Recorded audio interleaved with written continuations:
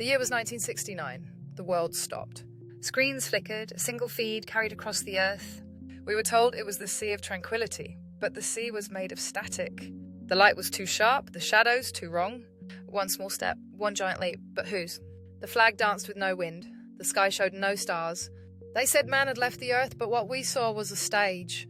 A stage dressed in dust and wire, a theatre where the curtain never moved. And from that night on, the heavens no longer belonged to the gods. They belonged to television.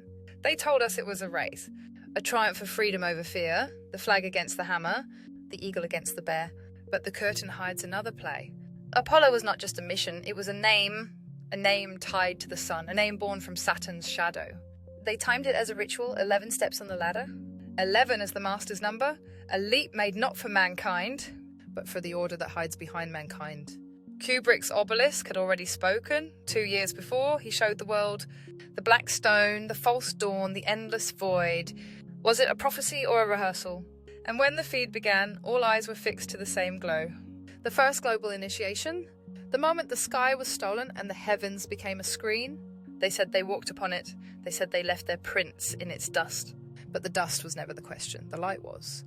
For the moon is not what we were told, not a silent stone, but a lamp above the stage, an engine of tides, a mirror of minds.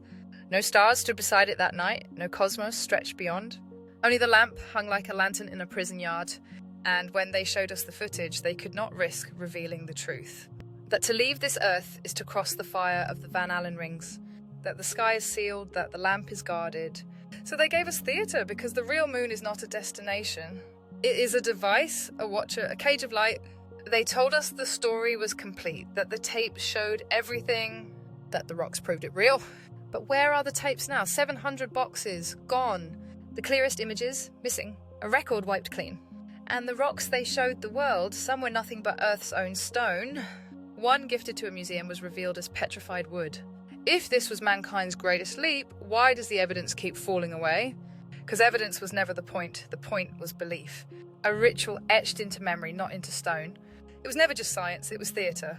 An initiation rite staged under the Black Dome. Apollo was not chosen at random, he is the sun's child. The twin of Artemis the moon, a name whispered in temples long before rockets ever burned. The launch pad became the altar, the countdown, a chant. The ignition, a sacrifice of fire, and the landing itself, a banner planted in heaven, claiming dominion over what was never theirs.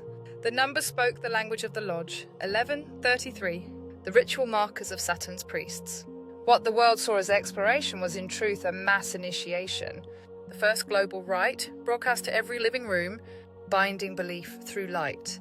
They said the road was open, so why does the road end at 1969? They kept the trophy but misplaced the map. Manuals misfiled, blueprints mislaid, telemetry recorded over. Thousands of tracks gone like smoke from a candle. The lamp above the stage still burns, but no one goes back to change the bulb. They say it's budgets and politics, yet the priests of fire whisper, we lost the craft of it. Who loses a ladder to heaven? On the stage itself, seams, crosshairs that hide behind the props, backdrops that repeat different scenes, same distant hills, shadows that disagree like quarrelling brothers. An engine that should carve a crater, yet leaves the dust undisturbed, a feather floating in a storm. The feed came through one pipe, from desert dishes that blinked on command. A million eyes watched one window, and behind that window, a room where the light could be tuned. So they built a theatre the size of Earth, sold tickets with taxes, and crowned it with a banner in the dark. The contract was simple, you give them belief. They give you a heaven you can tune with a knob. Channel 1, gods, Channel 2, men on the gods stage. Either way, you look up and obey the glow. Kubrick was not just a filmmaker, he was an architect of light, a craftsman who learned that cinema is ritual, that screens are altars, and that geometry is confession. Why would NASA need a storyteller? Because stories last longer than telemetry. Because the human eye trusts shadows more than charts. So they gave him the lenses glass that swallowed darkness whole, built for the house of night designed to photograph stars from silence, but repurposed to make silence look like stars. In 2001, he placed the obelisk at the dawn of man, a signal that evolution is not organic, but guided, that apes do not reach for tools unless the stone tells them to. Then in The Shining, he left the breadcrumbs room, 237, the Apollo sweater, the carpet that maps a launch pad, a hotel where time loops and halls repeat, where the caretaker admits, I've always been here. The hotel is the stage, the child is the initiate. The sweater is the confession, the room is the distance to the lamp in the sky. If the lamp was real, why would they need the theatre? Why spend billions on lights and lies if the road was open? Because the lamp is not what they told you. It was never a rock, never a dead stone circling Earth. Look closer, it glows with its own light. It drifts between phases like a mask changing faces. Its surface shifts, sometimes revealing geometric seams, sometimes rippling like water. The ancients spoke of it as an eye, a mirror, a reflector of souls. The Sumerians called it Sin, the Egyptians Thoth, the Greeks Selene. Each one a god with a duty, not a stone with dust. The theatre was needed because the lamp is guarded. The Van Allen fire belts, the resonance rings, the curtain itself, all seal it off. The sky is locked, the lamp is fenced. So they gave you a story of men with flags so you would never ask about the gate behind the glow. The truth is this, what you see in the night is not a destination, it is a device. A lantern hung in the dome. A reflector built to watch, to weigh, to trap. The theatre taught you to worship the lamp, to dream of reaching it, to kneel at its glow. But those who know they dream instead of the stars beyond, the places the curtain hides. If the moon was a stone, we would walk upon it still. But it is not a stone, it is a signal tower, an engine, a mirror tuned to frequencies the human ear cannot hear. Its glow is resonance, not reflection. It hums in silver tones, pulling at blood, pulling at tides, pulling at the cycles of womb and seed. Every birth and every harvest measured by its swing. Not because it reflects the sun, but because it broadcasts the program. The ancients knew this. They etched it in stone. The rabbit in the moon, the serpent coils, the owl's face. They saw the beast inside the lamp. They told us it was not benign. Every empire chained itself to the lamp. Babylon worshipped sin. Egypt gave it to Thoth. Rome called her lunar and yoked their calendars to her. The church took Easter from her phases. Every ruler bent to her cycle because her glow controlled the masses. And the watchers, they never left. They sit in the rings around her, feeding the broadcast, guarding the gate. Their crafts shimmer across the night, silver discs that slip in and out of her face.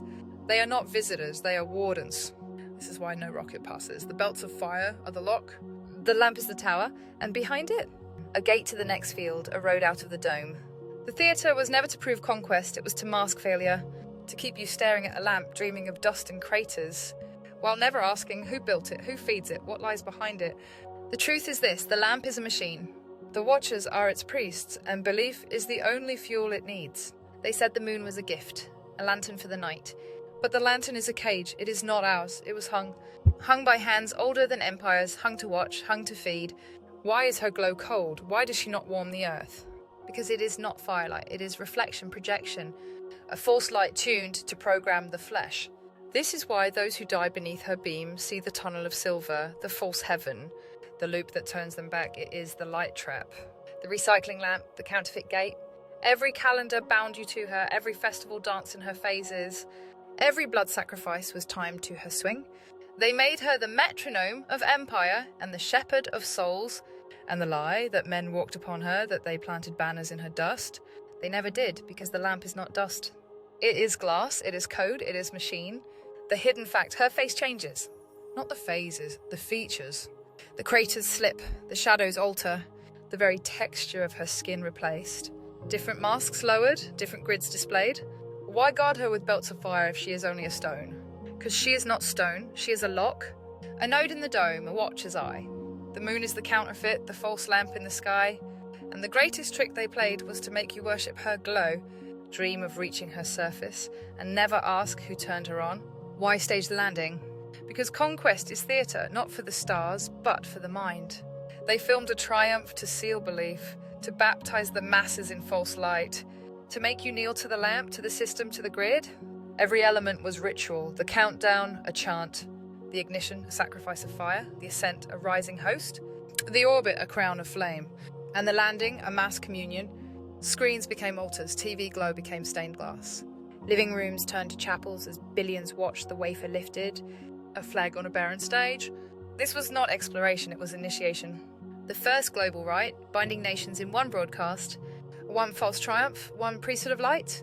The facts they hid, the tapes lost, the blueprints mislaid, the telemetry recorded over, every key to the door erased, because there was no door. There was only the stage. The moon is not a prize, it is a program. And the ritual of 1969 was not about dust, it was about obedience. Obedience to the lamp, obedience to the watchers, obedience to the grid. They gave you theatre so you would not ask for truth. They gave you dust so you would not look for the stars. They gave you a lamp so you would not seek the source. The moon was never a prize, it was a mirror, a lock. A false light hung to bend time, flesh, and soul. The landings were not about men walking in heaven, they were about men kneeling to a stage. The ritual-bound nations baptized generations and crowned the lamp as God. But no cage lasts forever, the seams crack, the watchers slip. The belts hum weaker each year, and still the flame remembers. The true exit is not found in rockets, not in banners, not in dust. It is found in breaking belief, in seeing the lamp for what it is, a counterfeit sun, a counterfeit gate. Beyond the curtain the stars are waiting, the road is still there. The true gate still shines. The theatre ends when you refuse the script, the trap ends when you refuse the light, and the spell breaks when you remember the fire is still yours.